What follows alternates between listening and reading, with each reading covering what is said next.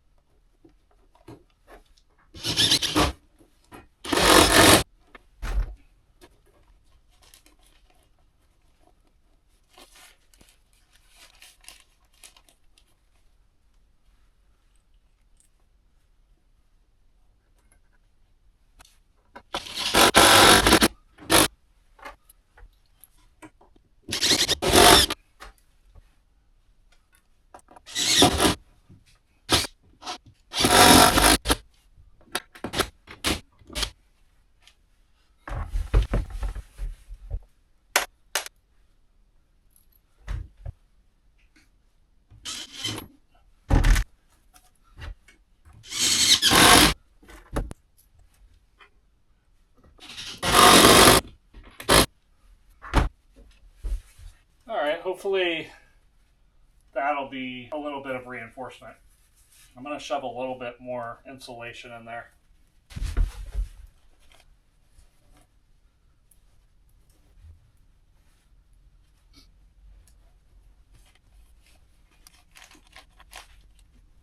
All right, what I'm doing here, I think this is what I should do. I don't know. I'm leaving the shims in. That's keeping this space properly. And I'm just breaking them off and leaving, what's in there. I got a couple of them like thick like this. Oh, that one came off. I don't think I'm gonna be able to get that one, so I'm gonna take an oscillating tool, which is still down in the shed. I've got some tools, but I didn't think about needing that, and I'll cut these off nice and even. That's going to be my next step right now, to kind of clean up all that area around before I take my caulking and fill in this area here.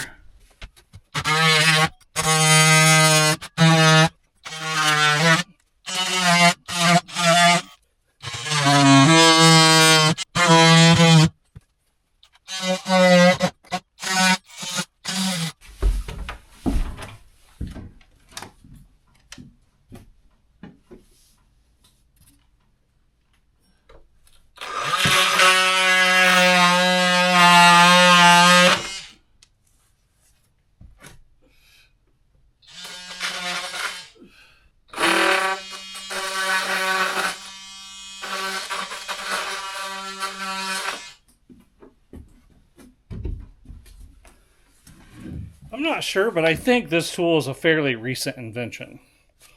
Like, it hasn't been around super long time. I don't know how we got along without it. It's got a bunch of different kinds of blades for different things. I don't know. I think it's pretty handy. I've cut foam around the windows and trimmed up. I've cut into certain wood to trim things up. I cut nails that need to be cut with the metal blade. Does all kinds of cool stuff.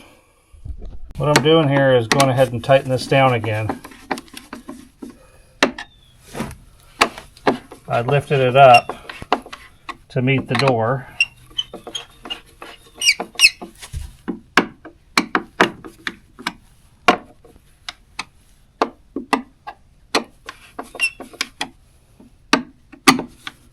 Okay. So let's see here. You'll be able to see, maybe. First of all, this door is not made so well. You can see that that is off. Huh. Well, I have the oscillating tool. I could do a little trim right there. Guys, I bought two, I guess they're called floor sweeps. And they're what goes on the bottom of the door. And I'm having a little bit of a problem over here. This is a little bit lower in the center, a little bit higher on the ends. And I'm not quite sure, and then of course I took this off. I'm going to put it back. I'm not quite sure how this is going to work, but there's two kinds. I'm going to try this one really quick. This one's a lot easier, doesn't involve any tools. You just slide it over the door, I guess. Something like this.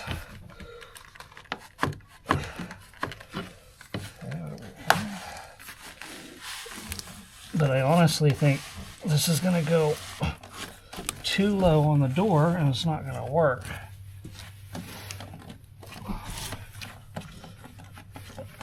Definitely not. Oh well, let's see.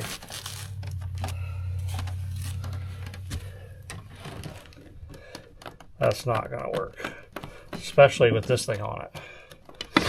So, my door is not high enough. I made it to fit too well. I bought two. Let me check the other one really quick. Okay, the other one had sides that go up both, goes up both sides, and you just slide it over. This one's a little bit different. This one you screw on the back of the door. I didn't like that. It's a little bit too invasive for me, but maybe this will work better? I don't know. That's not going to work. This seems to be made for a very narrow door. My door is very narrow already as it is. That's interesting. Unless it doesn't fit on there like, very snugly.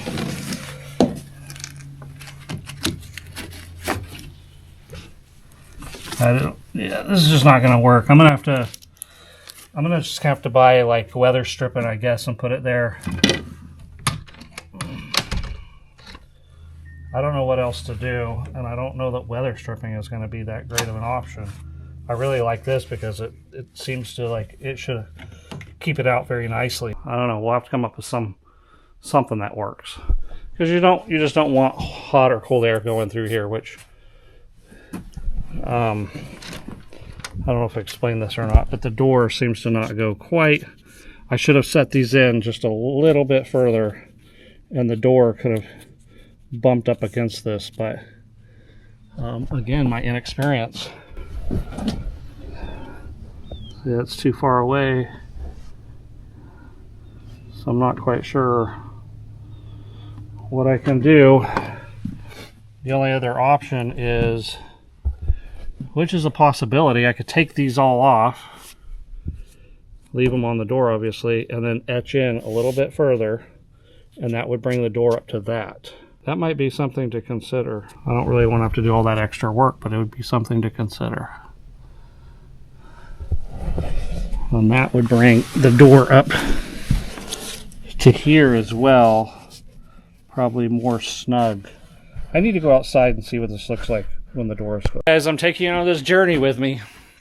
So, I walked outside, and I was showing Valia, I called her and I was showing her. There's a gap right here between the door and this gasket of about, 1/8 of an inch maybe. And it kind of goes around the whole thing. Not up here, it's pretty nice. So what I'm going to do is I'm going to take this off and move it this way more. I'm going to cut in and move everything that way. I'm going to take these hinges off from the frame, leave them on the door. Don't know if I'm going to be able to get them back on by myself. And I'm going to cut this over another 1/8 of an inch or so. And what that's going to do, as you have guessed, is going to pull the whole door this way up against this gasket. And that's what we need to do. I don't know if it's going to affect my opening here. I don't think so. I think it's still going to continue to be able to open completely. It closes. Everything functions so nicely right now. I'm scared to take everything off, but it is what it is. And I figured if I don't do it now and I put another gasket here, that gasket is just going to keep coming off. It's going to be one of those sticky tacky ones. And every year we're going to have to replace it. So I'm here now. I might as well do it right now and fix it. I don't want to. Didn't come out here thinking I was going to do that. The other thing is taking those and putting them on the bottom as well, and I'm not fitting. I've decided to also cut the bottom of the door off. Just a smidgen, maybe another 1/8 of an inch. And slide that guy on and have a nice seal on the bottom too. So let's do it right.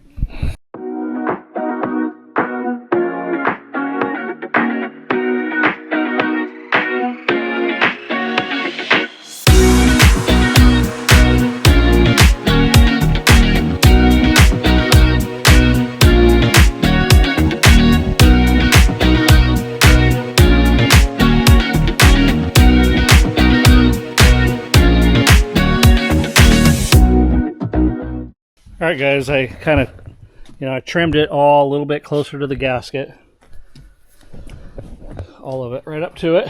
And then I put this door over here, and it's just it's something you don't think about checking. And maybe it's not really necessary to check. You can cut it in the end, but this thing is chipped on the corner, and it's completely off right here. Like this whole part, see, it's in sections. This section's quite a bit lower.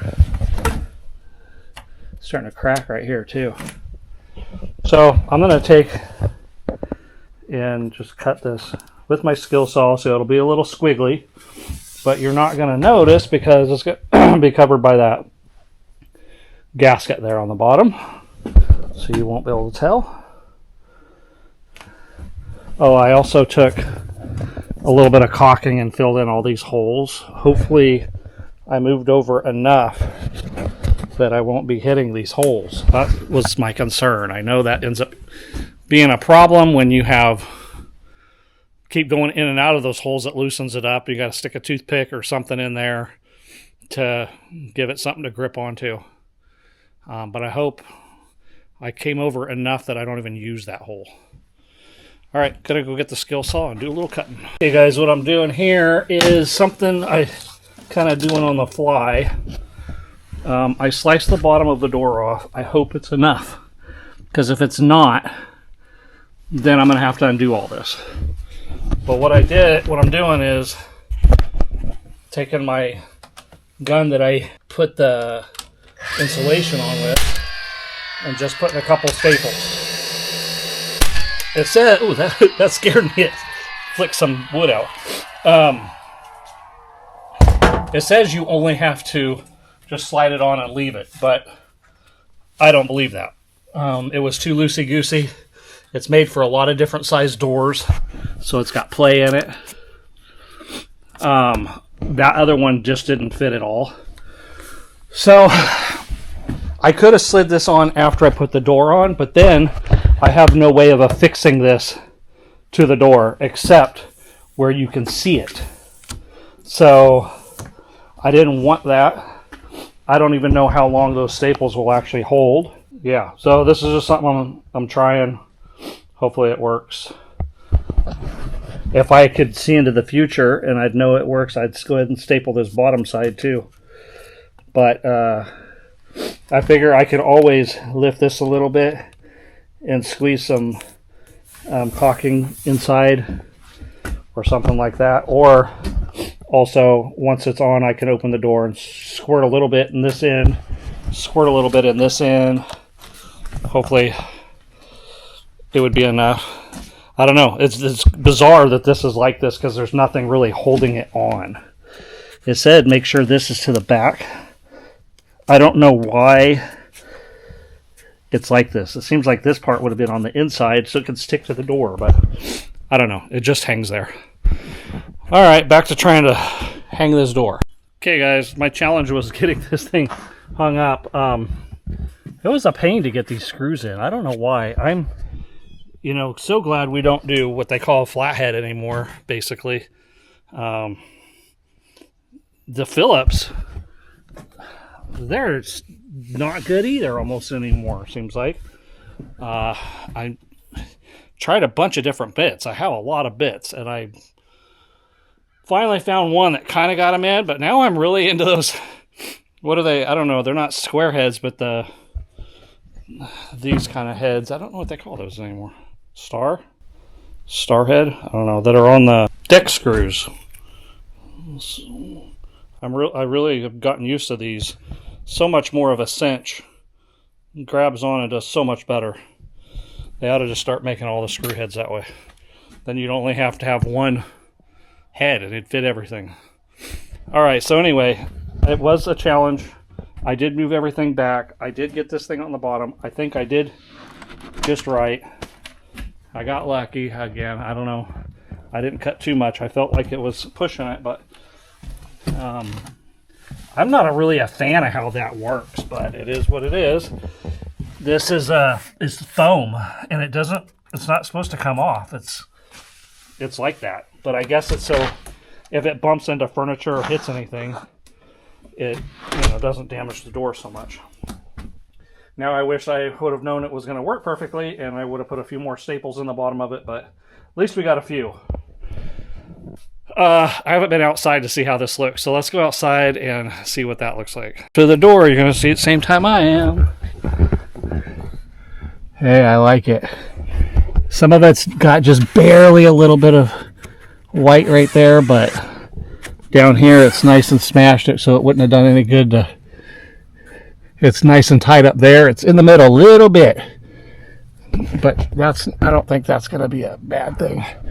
Up top is tight. Here is tight, almost too tight. That's really tight.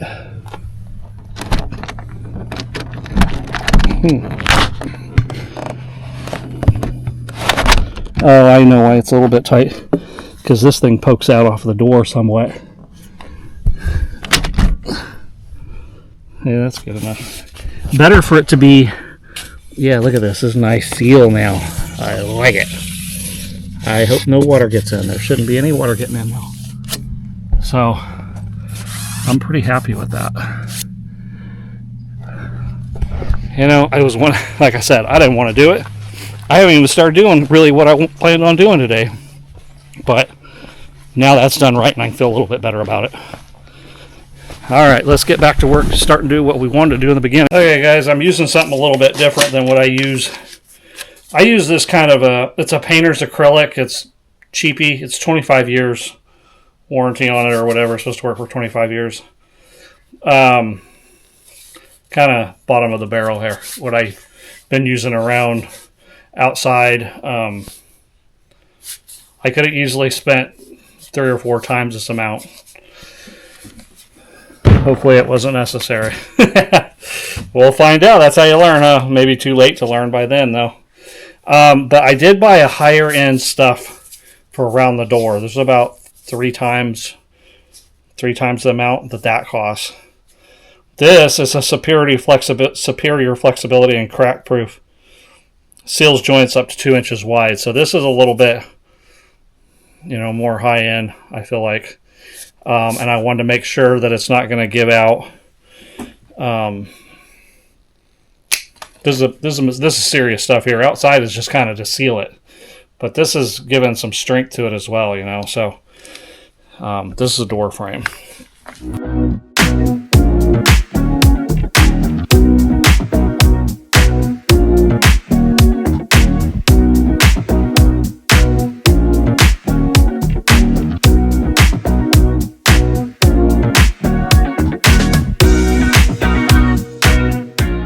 Alright, I almost used like 3/4 of that tube.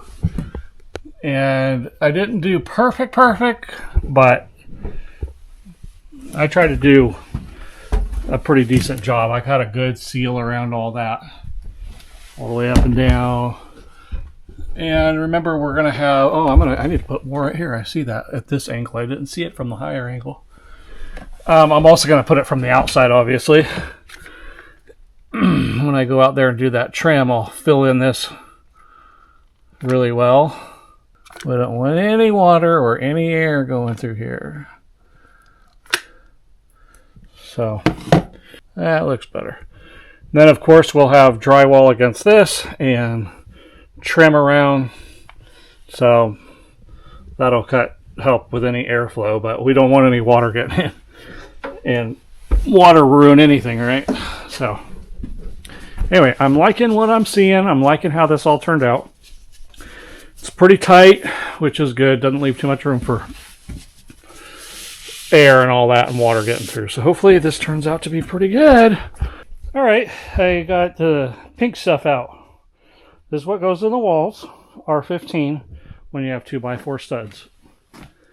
And I thought it was interesting. I opened it up, and as you can see, they're folded over. So, when I did the ceiling, it was 24 inches, and they're only 48 inches long. It's 4 foot. These are 15 inches wide to go in a 16 foot on center, or 16 inch on center. But they're folded over, and they're 8 footers. So that's kind of cool. Makes, I guess, putting fewer pieces in, it'd be easier maybe if they were 4 footers.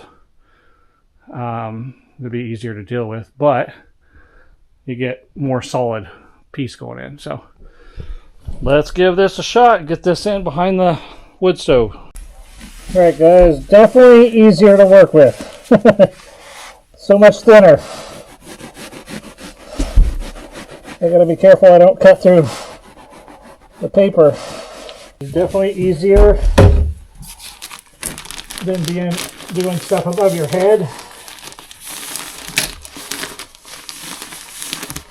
And having such a little piece.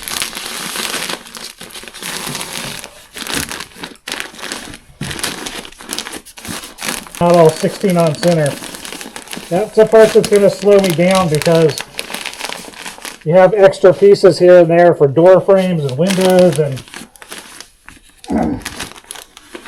to follow code, you always stay 16 on center for your main stuff, but then you got other stuff interfering. So this seems like this is a little tight.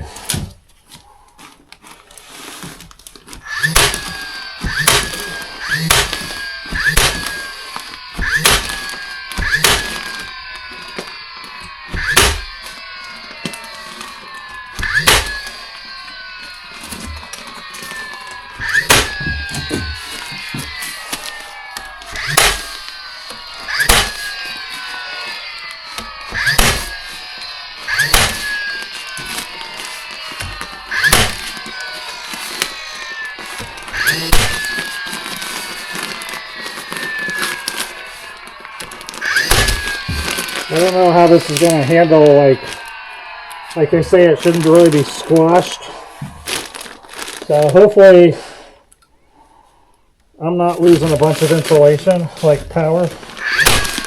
However, this is going to have a cement wall over it, so probably going to be the least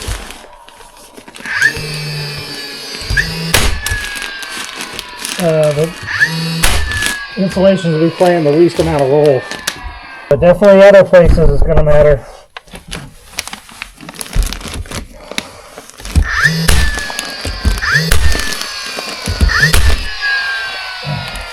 This is what I'm saying up here is probably closer to 16. But this was going to be a French door, and then we changed our minds and made it go smaller. So we have more room for the wood stove. So I'm going to have to do a lot of slicing vertically to get in some pieces. So here we go.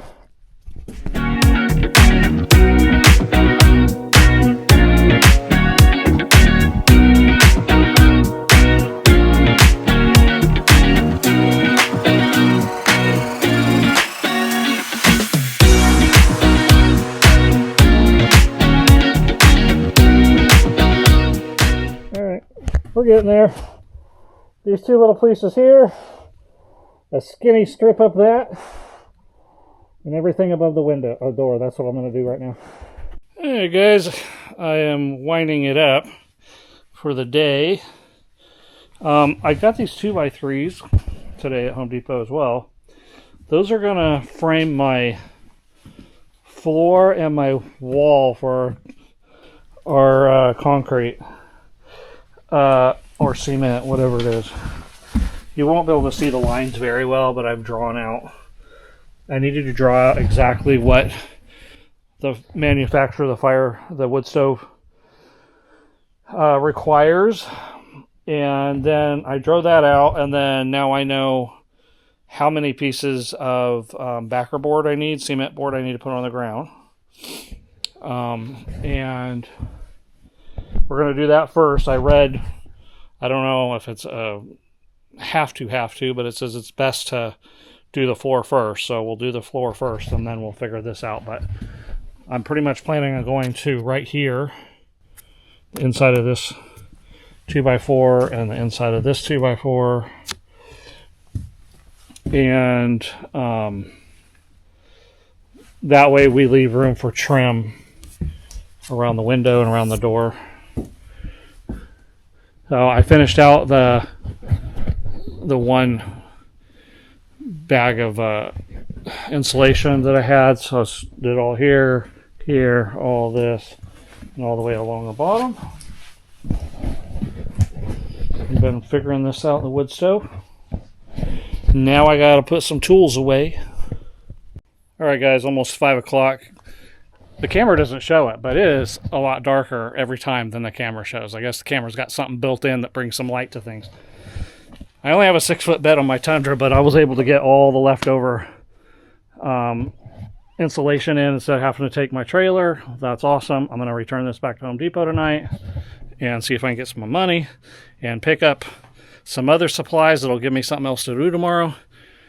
I'm glad I got that door done what I did. I'm glad I got marked out on the floor for the wood stove. I'm glad I got insulation in. So it was a productive day, even though I kind of got a late start by going to Home Depot in the morning and then having to redo the door. Anyway, feels good. Feels like a good productive day. Still not done yet.